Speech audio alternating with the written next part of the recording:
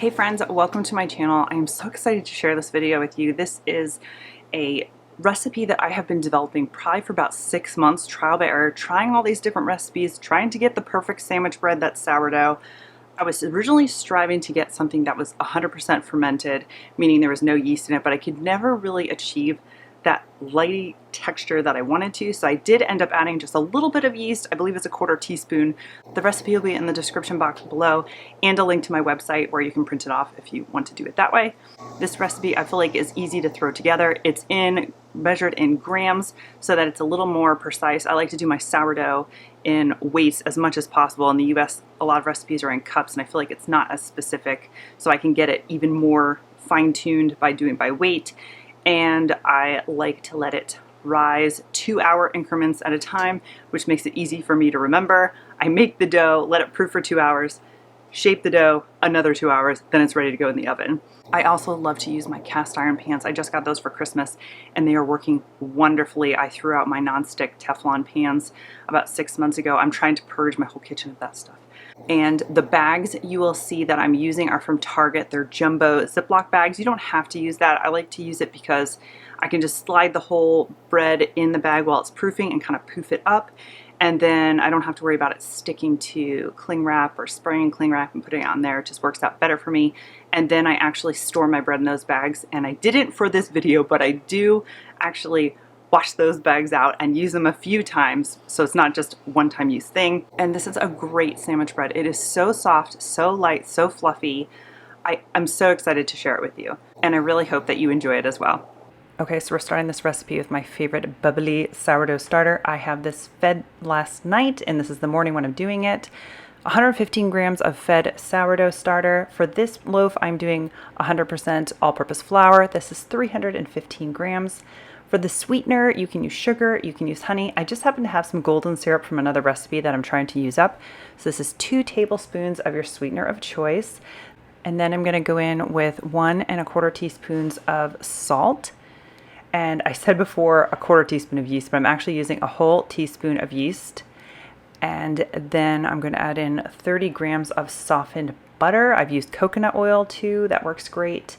I just like the taste of butter in here. And then I'm just using straight out of the fridge whole milk, and that's 170 grams.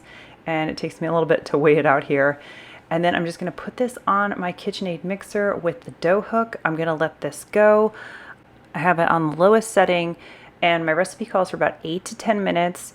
I just kind of watch it. Sometimes I do have to add a little bit extra flour, but I just want it to come all together like this. It's a very wet, sticky dough. I feel like it would be very hard to do this by hand on a countertop.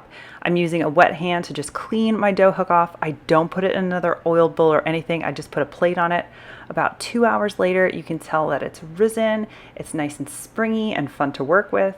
So I'm gonna bring this over to my counter. What I've been doing for my cast iron is I dump some avocado in it, and I just kind of zhuzh it around with my hands, and then I use the extra avocado oil to basically prep my work surface, which is my cutting board here. It also is a great conditioner for your cutting board. So I smear it all around and I rub both my hands, so I'm not using any additional flour here. And then with my dough scraper, I'm gonna go ahead and scrape out that wonderful dough. And all I do is I just pat it out. I used to use a rolling pin and I just don't feel like it's necessary anymore. I line up my pan, make sure it's wide enough, spread it out. I like to roll my dough up like a cinnamon roll. And I just started doing this recently. I go ahead and pinch all that seam right there. It's gonna be seam side down, and I kind of just smush the sides down. I don't know if I'm gonna keep doing that or not, but I've been doing it the last few times. And then I'm going to take those Target bags I was mentioning, those big jumbo slider Target bags, and I'm going to open one up, slide the entire bag in. I completely close it. I just make sure I pull it up so it's not gonna stick. And then I put it over here on my counter to proof. And I really wanted to show you how low in the pan it is right now, because in a second I'm gonna pan to about 2.5 hours later, and you'll see how big it is. It's crazy. See how tall that is? That's what you want. You really can't depend on a time. It's by visual. So I really want it to grow outside the pan. I'm going to very carefully take it out of the bag, and I'm going to place this in a preheated 375-degree oven for about 30 to 35 minutes. You want it to be nice and golden and delicious looking. Here's what it looks like when it comes out of the oven. I immediately take it out of the cast iron. If it's well oiled, it'll pop right out. Because I have cast iron, I don't want it to rust. I throw that right back in the hot oven. And I very carefully put this hot bread on a pan here. An optional step here, I like to rub the top with butter. I'm using my grass-fed butter from Costco. I just kind of smear it all over the top. It adds to the taste and keeps the top nice and soft.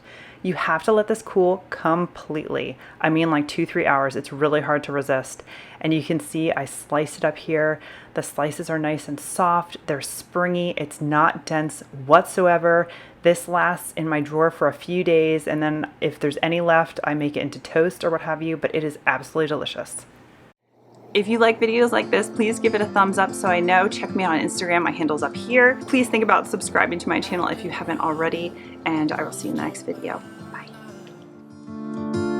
Blowing smoke everywhere around.